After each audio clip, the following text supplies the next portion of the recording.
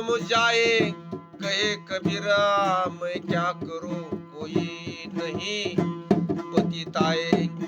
काळ म्हणजे मृत्यू, जीवनाच्या आयुष्याचा अंत आहे. म्हणजे मृत्यू निश्चित आहे, अटळ आहे. कबीरदास म्हणतात की ही गोष्ट अनेक वेळा सांगितली आहे, चांगल्या प्रकारे लोकांना समजावले आहे देखील, पण मी तरी काय करू. कोणी माझे सांगणे ऐकतच नाही. कोणी देखील या जीवनातील आयुष्यातील एकमात्र खरे आहे, एकमेव शाश्वत आहे ही गोष्ट स्वीकारित नाही, म्हणजे मान्य करीत नाही.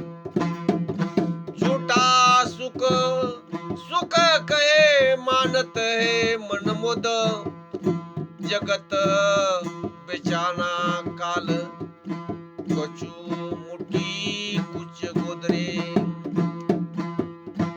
वाटत हे बाहेरच आहे,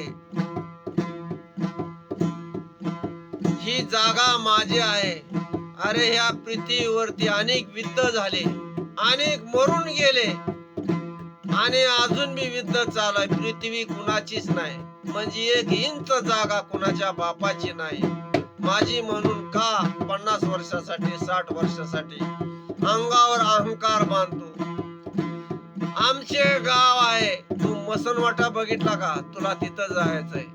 तू बाहेरचा आहे, अरे बाहेरचा तू सुद्धा आहे, तू मसनवाट्यात जाऊन बघ, तू सुद्धा बाहेरचा आहे.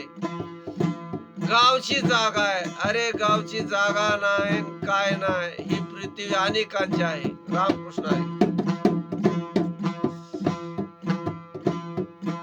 अर्धके म्हातारपण आल्यावर आपला जोर दाखवणे सुरू करते.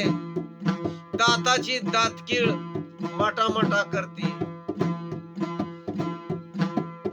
माकडाची स्थिती तयार होती म्हातारपणी. मग काय तुझं आहे, आपला जोर दाखवून जसं कुत्र लकवा भरलेला आहे तसं म्हातारपण हालत असत.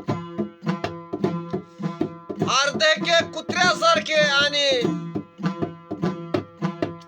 काळाबरोबर यवनाने आपले राज्य सोडलेले असते.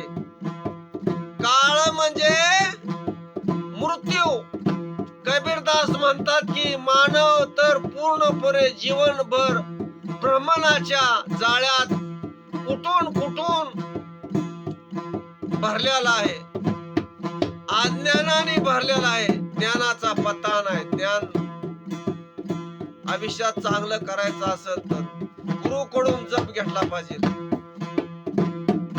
आणि काय उपयोग नाही.